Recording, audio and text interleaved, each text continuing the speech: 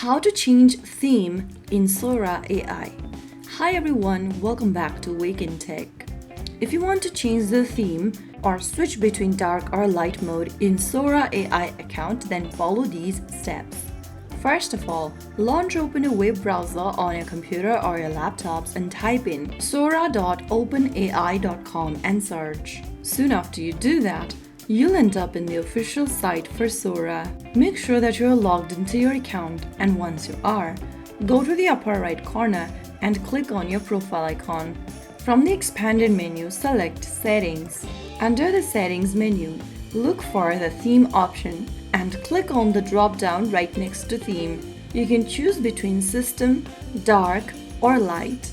If you want a light theme for your Sora AI account, select Light, and you'll notice a light theme applied immediately. You can always come back to this same menu and switch between dark or light with just a click of a button. So that's it. That is how you can easily change your theme in the OpenAI Sora account, whether you prefer a light or the dark mode. If you found the video to be helpful, don't forget to like, share, and subscribe to our channel. I will be back again in the next video. Stay tuned. Till then.